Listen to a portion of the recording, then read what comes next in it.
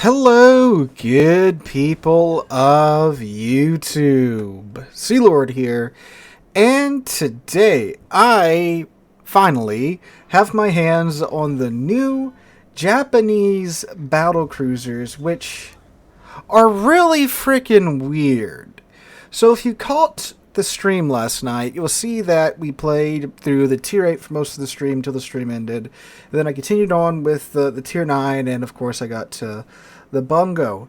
And these ships are just... it's like, what are these battleships? Battlecruisers, I should say. First off, they don't really fit the definition of battlecruiser because they're slow. They only go 31 knots and change with the speed flag. The Bungo tops out at 31.5. Well, actually, they all top out at 31.5.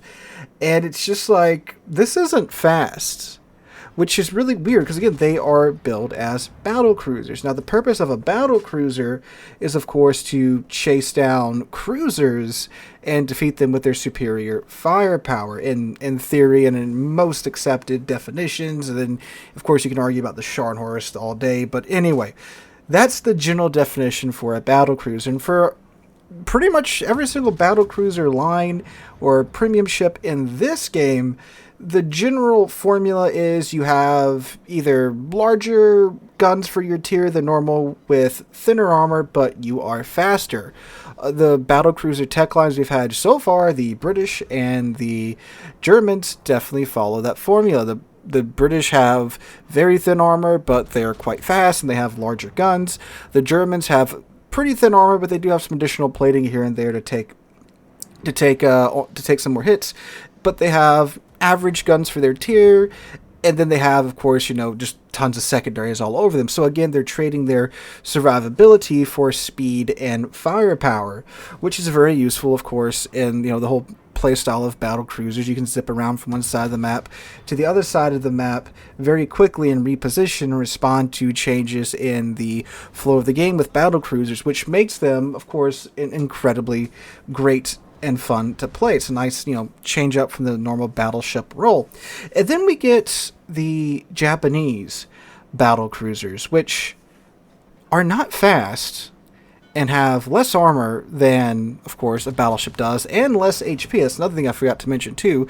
Not only do battle cruisers in this game typically get less armor, but they usually get less HP, and that's very much true. The Bungo, for example, has far less HP than what you'll find on most tier 10 battleships. She only has 82,000, which is like the whole tier lower. That's average for a tier 9 battle, a little bit on the high end for a tier 9 battleship, but again, it is much lower than your usual tier 10 ship. So what do you get in exchange? Well, you do get, on the Bungo, for example, you do get 10 457mm guns, which is quite a bit of firepower at tier 10. On the Adatara, which is the tier 9, instead of getting 10 457s, you instead get 8 457s, which, 457s at tier 9, of course, that is quite a bit of firepower. And then for like the tier 8, the Yamahara, it's just 8 16-inch guns. And that's just like, it's average firepower for that tier with less armor, and you still only go 31.5 knots. Yeah, that's the sticking point of this grind. And if you caught the stream last night, you got to see my brain kind of melt while playing that ship. But the tier 9 and the tier 10 are a bit better in terms of firepower, but they both suffer from the same problem, which is the very weird shells that these battle cruisers use. Now, of course, I'm not a CC, so I didn't get these ships early or anything, but I did hear that the AP is wonky with these ships, and I got a little bit of taste of that with the Tsurugi, and I still like this. I still do very much like the Tsurugi, but the AP is just, it's like, what? I don't get what's going on here. So what happens with the AP, from my experience with the Adatara and with the Bungo, is that against other battleships, unless they're like flat broadside, it's just not going to happen, Chief. Like, you can maybe chunk the superstructure, especially with the Bungo with the 10 18-inch guns, but like it's just all bounces and overpins, and it doesn't really bite unless they're flat broadside onto you. And the alpha is quite low. It's about 1,000 less than what you'll find on the Thunderer, for example. You have 13,500 as your maximum AP alpha on these 457s. The Thunderer is like 14,700, 800, 900, somewhere in there. So that's less. That's quite a bit less alpha than the Thunderer, which is another tier 10 battleship, which is a much better tier 10 battleship because, it's almost broken. But yeah, that's, I guess, the trade-off for having 10 of these bad boys, right? And you do get a 26-second reload on that, so that's also pretty nice. But yeah, against other battleships, it just doesn't really happen unless they're, again, flat broadside. Now, against cruisers, it's pretty freaking good. The Bungo definitely fits the bill for, being something that's designed to fight against cruisers, because with the 10 457s, in the background match you're watching here, I chunk the living crap out of cruisers. And of course, since you do have the 457s, you do have the 30mm overmatch, so, you can make tier 10 cruisers just food at that point. And that's great when that does happen. And when I'm just sitting here thinking about it after having played them for quite a bit tonight, it's like, okay, cool. I can, deal with cruisers when they are in my range, which they're going to be in your range because the Bungo has a 25-kilometer base range, and you do get the improved spotting. Well, it's not really a spotter. The, what do they call it? High precision optics or whatever. It's the spotter plane that you send up, and it's basically like the Deadeye skill. High precision spotter. It gives you a 20% boost to your dispersion, which is very nice when it is running. And the decrease to your dispersion, I should say, is very much noticeable on the Bungo. And that's cool and all, but what really, really, really is a sticking point for me is that the speed still isn't there. Like, yes, you get the guns that are great for dealing with cruisers, but aren't that great for dealing against battleships. Yes, you get the gimmicky spotter plane that decreases your dispersion, but you're still slow. Like, you're still slower than most tier 10 battleships. Not even talking about the battle cruisers, right? Like, 31 knots isn't fast by battleship standards. That's just kind of standard, right? In fact, most battleships, again, you expect them to be at least 32 knots at tier 10. But this one isn't, and it's a battle cruiser. And I get you can say, oh, no, it's a 1921 design. It's the planned, expansion of the Amagi, and all this, yada, yada, yada. That's cool and all, but the thing was never built, right? And wargaming doesn't have to abide by any type of, historic, like they do anyway, right? Like, they don't have to be beholden to any type of, historical speed limitations put on the Bungo or any of these other battle cruisers, for example. And what happens is that you run into a couple of situations. One is what you're going to see happen in the background match here, where, like, we deal with the threat on our side of the map, and now it's time to go, right? We got to get to the other side of the map because the enemy team has the other cap capped, right? And we got to get there, but I'm on the other side of the map, right? I'm on the western side or the southern side, whatever you want to call it, and we got to get to the northern side. And Bungo only goes 31 knots. And you know what's going on in this game is that, surprise, there's a submarine left alive, and there's a carrier left alive. And one of the submarines is a U-4501, the one that can go, darn near 40 knots underwater, and one's the Malta, on the other side of the map, but we got to get there. And what happens is I just get left in the dust by my team and their cruisers, even as they're actively just dodging the Malta's attacks. Like, they're not just beelining it there. They are having to dodge for their lives. They're playing Dance Dance Revolution, having to dodge all these Malta strikes, and I'm just pretty much straightlining in my Bungo, trying to catch up to them, because we gotta stay in AA cover. There's also a submarine around, so we gotta stick together so he can't start picking us off one by one, and the Bungo can't do that because it's too slow.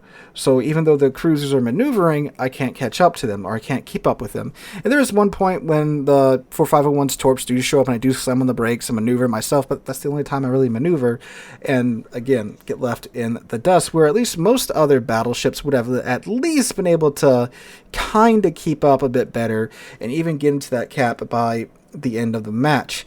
And I know it's like a 3 or 4 knot difference, but look, you'd be surprised how big of a difference that makes in game. And if you're giving up the armor and the HP, and your 457s aren't really hitting like 457s, why is this thing still limited in its top speed? Like, I get, yes, it does have 10 457s. Yes, it does hurt if you get slapped by it, but it's not like the Vermont that has 12 of these suckers and they're full bore 457s with, you know, the American super heavy AP shell. And this thing still has the Japanese battleship dispersion. At least it feels like it. It's definitely not the normal battlecruiser dispersion or the large cruiser dispersion where the shells are much more accurate. It is most definitely not that. It's, you know, you've seen for yourself the salvos that this thing puts out there. It's still that Japanese dispersion, right? Or maybe a modified version of it. I don't know for sure, but it's not consistent like the Vermont to warrant, you know, being slower than your average tier 10 battleship. Again, I'm talking about battlecruiser. So that's my thing about this line. You get these gimped AP shells that, again, it's so weird. I don't know what's going on. The fuse time is a normal fuse time. It's, you know, the 0.033 seconds. It's not short fuse. It's not a longer fuse. So I don't know. There's a lot that goes on behind the scenes too with the way the shells are coated and stuff. Their air drag could be a little weird. There's a lot of stuff that happens behind the scenes that they don't tell you in game, which I wish they would tell you in game, but they don't. And I get like the War Thunder drop down menu where it's like a bagillion numbers can scare some people away, but like I'd rather have that information in game where I don't have to go to a third party website and dig through, that website to try and find the truth out about these shells. But yeah, so again, you get the gimped AP shells, you get the less HP, you get the thin armor that, again, keep in mind, like you have a 25mm bound stern of the ship, right? Like, a lot at tier 10 can go right through that, right? A lot of ships can pin you with their HE shells without even needing IFHE. If this ship gets caught, it's going to melt, as you see in this gameplay in the background. Like, I'm out of heals by the end of the match. It's, one of the rare times I live long enough and I take enough damage where I do actually burn through all of my heals, right? Like, it's a ship that can be run down by, other battleships and cruisers too, and then they just kick you to death, right? Like, it is that weak. It's not meant to tank. But yeah, you sacrifice all that, and again, I get it's 10 457s, but they got the gimped AP, but I can't go 33 knots or 34 knots, 35 knots, more battlecruiser-ish speeds. That being said, I still do think the line is worth grinding. The Bungo is a great ship for catching those guys that are off guard, that aren't paying attention, and then suddenly you have 10 457s showing up, hitting your broadside. That's great. It's very easy to catch. Well, not very easy to catch. Once your aim gets there and you can aim comfortably at those ranges, which again, like 832 meters a second initial velocity is very good, right? That is like up there in terms of shell velocity. So the aiming at range is pretty comfortable compared to something like, of course, like the Montana with the slow shells. So I do think it is worth grinding. I just think it needs a little bit of a tap there to the top speed for the 3 ships, especially the tier 8. Like, look, it's got 8 16-inch guns. That thing should be going 35 knots, right? It still has the thinner armor, the lower HP, and all that too. There's no reason that the tier 8 needs to be as bad as it is in terms of its speed. So that's my 2 cents on the line. I think it's worth the grind. If you like the long-range gameplay, it's definitely the line for you. I don't really like this type of gameplay when it comes to battleships and such. And like the Yami, I do like the Yami because you can at least push into like mid-range with the armor that the Yami has. You can't do that here with the Bungo, right? Or the Adatara or the Yamahara. You can't do that because you're going to get melted. So again, that goes back to the speed. Being able to control those engagement ranges would be very nice wargaming, but yeah, you can't do that. So, but I do think the line's worth a grind, especially if you like what you saw here today. So let me know what you guys think in the comments down below. Have you gotten the Bungo yet? Have you gotten your hands on the Yamahara, the Atatar, and what do you think about them? Share all that good information down below. Hope you guys have a wonderful Saturday and a wonderful weekend. And hope to catch you guys in the next one.